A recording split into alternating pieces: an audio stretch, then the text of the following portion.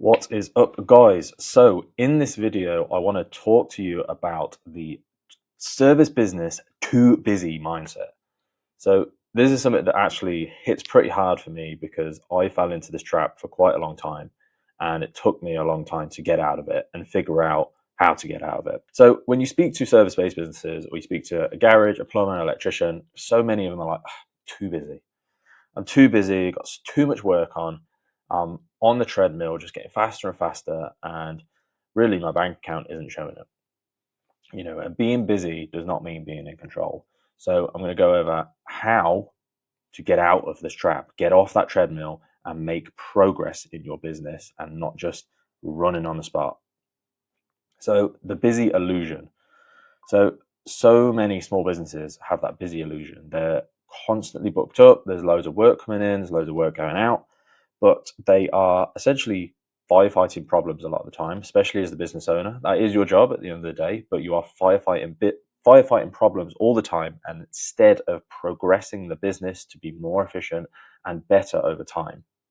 And if you have systems, you need to be constantly improving these things. They're not a fit and forget kind of thing, and you don't have time to improve these systems, and you're under constant pressure. You have no control. You're kind of being pushed about by your customers a bit. They're kind of demanding what they want from you and when they want it, and you need to sort of get that control back in your business. So the cost of staying busy. And this is a strange thing to say because if you're busy, you obviously think you're making money, but a lot of the time you're deferring the cost. So what you're not doing now will catch up with you later. And I mean that is sort of systems development and business progress. And especially if you have staff, I found that if you're busy all the time without developing systems in place, your quality will drop. You really need to be keeping on top of these things. Quality will drop and stress will go up. And you'll run out of time to grow. You'll run out of time to delegate and create systems in order to take stuff off of your plate. You need anybody that's taken on staff will know that you need to have a system in place for yourself that you can then delegate to staff. And if you don't have time to do that when you take on staff, it won't work very well. And ultimately, your profit won't increase. You'll keep getting bigger and you'll keep wondering why you're not making more money. That's the trap that I fell into. We were so busy, and I was looking at my bank account thinking, I've got no more money than I did when we were moderately busy. So yeah, this is super important. It hits super hard for me. And the real fix is systems. You need systems. You need systems to create time, control, consistency, repeatability in everything you do will make it more profitable. Automate as much as you can. We'll go over that in a later slide. And delegate what drains your time. Delegate everything you possibly can to staff, or virtual assistants are very good. I actually have a couple of virtual assistants now that do most of my admin work that I used to pay UK staff for, and they are a fraction of the cost. So here are some real world examples of how you can make your business more efficiently, how you can grow it and get out of that too busy mindset.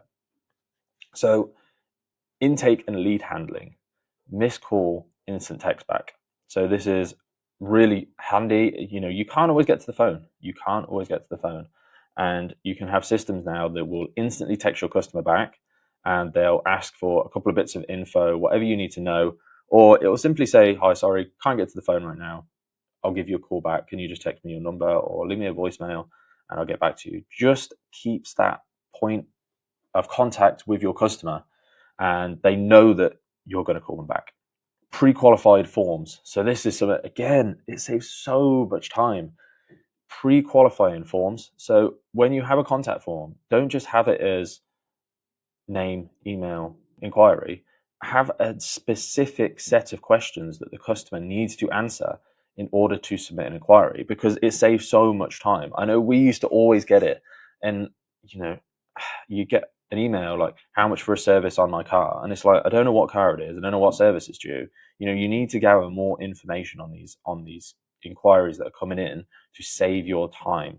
Deposit links auto sent with quotes, super simple one. And some, again, small businesses, I quite often see small businesses. I see more and more businesses now switching to deposits, but I do see a lot still not taking deposits. And then I see them posting on Facebook, oh, we've had a last minute cancellation. Does anyone want to fill the spot?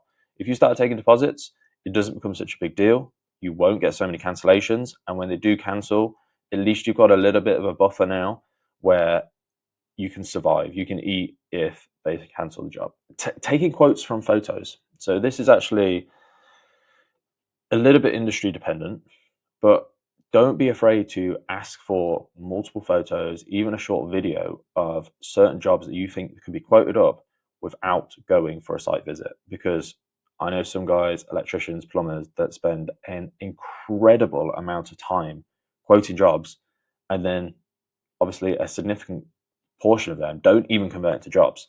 So if you are able to quote from photos, videos, don't be afraid to ask for them, because time is money in this game, and you are not making money quoting jobs, especially if there's only a small team of you. Don't be afraid to ask for photos and videos. Even jump on FaceTime with them. I've done that before. Jump on FaceTime with them. Ask them to show you around. You still build that bit of a personal connection with them, and probably some of them appreciate you not coming out and just doing it quickly and easy. Jump on FaceTime, have a chat with them, get to know them, and quote up their job if you can. Number 2, standard operating procedures for your staff. So staff can make or break your business. And something I learned from having staff is you need standard operating procedures. You need a checklist of what they need ready for every job, and you need no jargon, step by step, on how jobs should be done, especially in the early days. And what we also found very useful was a photo checklist. So we would essentially take photos of the job at various steps, which we would then relay to the customer, because the customer liked to see the progress. We were building cars and stuff. The customer liked to see the progress, and it always just had that level of accountability there, that it was all done right, it was all photoed, and it, obviously, if there was ever a dispute in the future, it would essentially negate that, because we've got photo evidence that it was all done there and then, and that's how we said we did it. So yeah, number 3, systemizing your packaging and pricing. So fixed priced menu. So what I mean by that is, take your top 10 jobs, and instead of doing them per hour, give them a fixed price. So blocks, drain, clear out X amount. And I think I've spoken about this in a previous video. What we used to do is we used to do standardized clutch fitting packages. So we used to have 3 or 4 cars that we were really good at fitting clutches on, really got really quick, done loads of them. And we used to offer a drive-in, drive-out service, 900 quid, say. And there would and you could add on a few little extras and stuff. But yeah, you drive-in, drive-out service, 900 quid. You establish yourself as a specialist by doing this. So other specialist packages: electrician, you got electric vehicle charger install, consumer unit upgrades. Like, have standardized packages for these. You will come across far more professional if you're like, yeah, I don't need to come and quote that, it's going to be 1,200 quid. Maybe put a little bit of a premium on it to cover, if there are going to be bits of extras, and you can add a little bit of small print if if there is extras, then you can add to it. But have a standardized package pricing. EV charger install, £1,200, providing this. Garage clutch replacement, like I spoke about. Plumber, bathroom refreshes, or I don't know an awful lot about plumbing, to be honest. Or landscapers, garden, full garden makeovers, and salon's quite a good one as well, colour and cut combo. But yeah, productize your packages. It will make it far simpler and far less time in quoting jobs up. I actually have made another video about this, I believe. And then number 4, follow up and retention. Aftercare sequences. So once your job's done, day 1, like automatically, you can set this up automatically. So care tips for whatever work you've done. If you've just done the color and cut, how do you look after your new color? EV charger install, what to look out for. Clutch replacement was perfect. We used to do this. Bedding in procedures, don't drag it around for 500 miles. Day 7, check in, everything okay, all completely automated, everything okay, make sure they're all right. And then day 30, providing that everything's okay, ask them for a review. Super, super, super important. Do not miss on asking for reviews. So unbelievably important to get your Google reviews up. And there's some other automatic follow-ups, service reminders, MOTs, boilers, boiler services. If you've got routine haircuts, do this SMS, email, automatic campaigns. You don't have to do anything. Set it up once, fit and forget. Quote chasers. If you're sending up quotes, this is such an important one. And this was one that really transformed our business. It's literally just chasing up quotes. When we'd send a quote and we wouldn't hear from customers, you spent the time in making the quote at this point, chase them up. And we saw a dramatic increase in the amount of these quotes that were turning into jobs. So set up a system, again, all completely automated. After 24 hours, did you have any questions? 3 days, are you ready to book?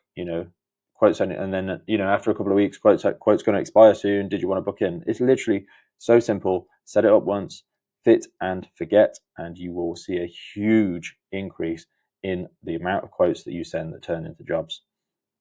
And then some sort of like reactivation pulse if you have a kind of recurring model where you just say, I haven't seen you in 6 months. Is there anything we can help with? Super simple. Again, just get it set up. And these are like real world examples that will get you out of that too busy mindset. Like, put these systems in place. Don't be chasing your leads manually. Get these packages in place, because you will reduce your time in quoting up jobs. You'll reduce your time in chasing up leads. You'll reduce your time in phone tennis, as I call it, in going back and forward, trying to get all the information. You'll reduce your chance in going out and visiting, quoting jobs up, and you'll reduce your time in chasing staff and making sure they've done it right if you have the right operating procedures in place. So this is how I got out of this too busy mindset, along with a bunch of other stuff as well that I didn't want to drag it all out into this presentation. So yeah, that's it from me. And it's a mindset shift. Being busy isn't successful. Control equals freedom, and systems equal profit. If you want help with any of this, just drop us an email. My email's in the comments. I would love to help you guys grow your business, grow your service business, get some freedom, and make some real money doing this, because everybody can do it. I made real money building cars, tuning cars, baiting clutches, more money than your average garage. I see so many garages struggling to get by. They're flat out. They're spending all their money on wages and wasting time. Put these systems in place and any service business can become profitable, especially nowadays where, people that are good with their hands are at a premium. Everybody's working on a computer, everybody's working in an office, and people that are working with their hands, real skilled tradesmen, are cleaning up if you put these systems in place.